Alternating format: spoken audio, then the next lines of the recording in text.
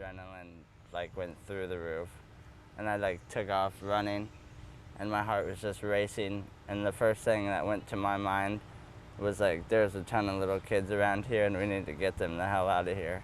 And that's when I picked up that girl's kids and just started running across the park. There's nothing you can do except for keep running, but I am picking up your kids and I am running with you, and we will get them through the park. Like, we need to get out of here. So I just scooped them up in my arms and then had them, and they had like glasses on, so I took off their glasses because they were like about to fall off as soon as I took like my first 2 strides. So I was just holding their glasses and I was just running for dear life. Witnesses still reeling after at least a dozen shots were fired at Coeur d'Alene City Park last night. Thank you for joining us. First at 4, I'm Whitney Ward in for Tom and Jane this evening. Well, you just heard from one of those witnesses shortly after police took down the suspect. This was a breaking story that we first brought you last night on KREM 2 News at 11. Now we are learning more about what happened. Police tell us the suspect may have shot someone at Independence Point before running away. It was during that time investigators say he ignored several commands from officers to drop his gun. KREM 2's Taylor Vito talked with police just about 90 minutes ago. He joins us now live with the very latest in the investigation. Taylor?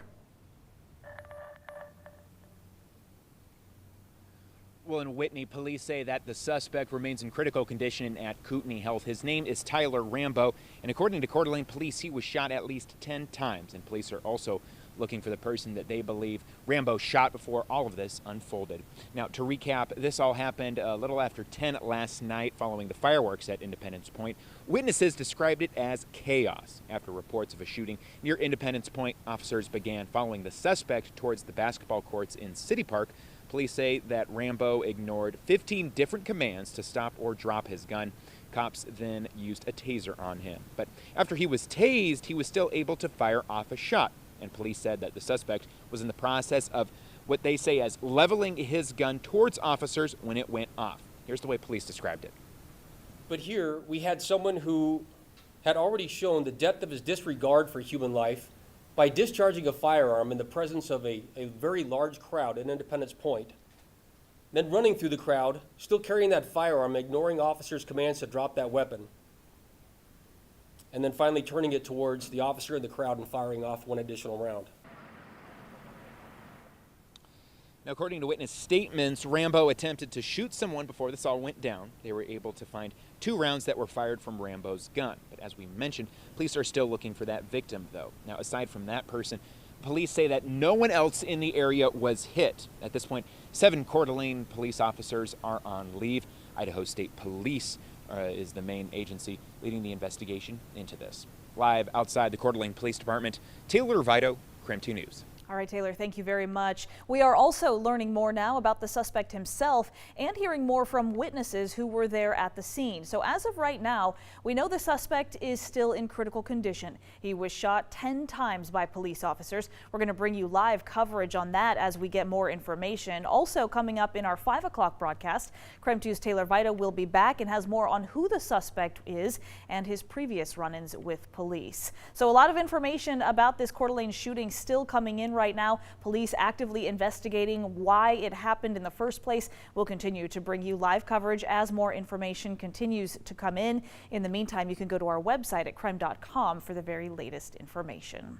We're going to switch gears now and take a quick live look outside at Riverfront Park. Just a gorgeous day for fireworks last night and again today. Perhaps even drier and warmer than it was, and it looks like that is what's going to stick around. Meteorologist Michelle Boss in the Weather Center right now. So what can you tell us for the actual weekend? The weekend is looking really good if you're craving slightly warmer temperatures, maybe warm enough or warmer enough to get into the water at some of the area lakes. We're going to see a little bit warmer temperatures, at least for the first half of the weekend. Right now on satellite and radar, pretty nice conditions. We have partly cloudy to mostly sunny skies. We've seen a few showers and thunder showers, but those have mainly been confined to the areas right along the Canadian border. So the rest of the inland northwest enjoying some dry weather. And we did move up into the 80s this afternoon in Spokane, currently 82 in the Spokane area, 83 in Coeur d'Alene.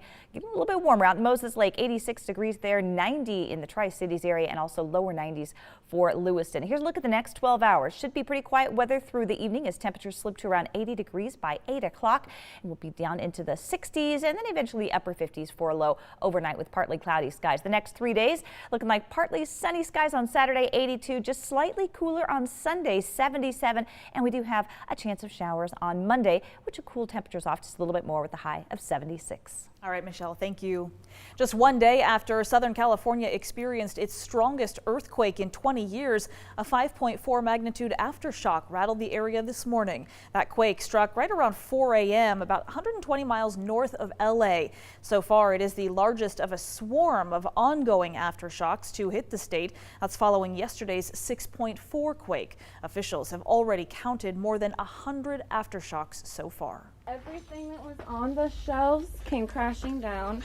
The wine, all I heard was just and it just fell. Wow. During yesterday's earthquake, items flying off the shelves in supermarkets everywhere else. Roads were cracked. There was widespread power outage. Witnesses say they felt the quake all the way from LA to Las Vegas. The epicenter was right near the city of Ridgecrest. That's where officials have now declared a state of emergency. The local hospital there was evacuated and crews are assessing damage to the buildings. It's estimated all of the quakes combined have caused at least $10 million worth of damage already.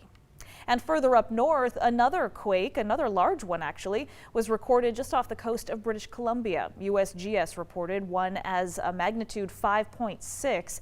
That happened just north of Vancouver Island. An aftershock then of 4.6 was felt just a few minutes later. The president's push to get a citizenship question added to the 2020 census continues. This comes 1 week after the U.S. Supreme Court put that question on hold. We can start the printing now and maybe do an addendum after we get a positive decision.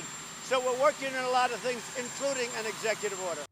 Now, an executive order may not actually work. That's because the Constitution says Congress has primary power over the census process. The Justice Department, though, told a federal court today it is reevaluating all possible legal options. The economy just got a boost in June, nearly 225,000 new jobs. That's an increase compared to the fairly weak job growth in May of just 72,000. June's boost was actually more than economists were even expecting. The unemployment rate actually went up about 0.1% as more people have started looking for work. It now sits right at 3.7%. These are our unalienable rights. And that is why we are the United States of America. A very special 4th of July celebration at a Seattle Center. 500 men and women from 80 different countries taking the oath of allegiance to become U.S. citizens. For most, it's a moment that has been years in the making. It's been an 11-year process of getting all the paperwork together and 3 different lawyers, and we're finally here today and very excited. So to become a U.S. citizen, applicants have to be able to read, write, and speak English. They also have to demonstrate that they know and understand U.S. history, principles, and the structure of the U.S. government. The body of a Utah college student who went missing last month has now been recovered. Police say that body was found in a canyon about 85 miles away from where her personal belongings were found. 23-year-old Mackenzie Lewick actually disappeared after returning from a trip to California.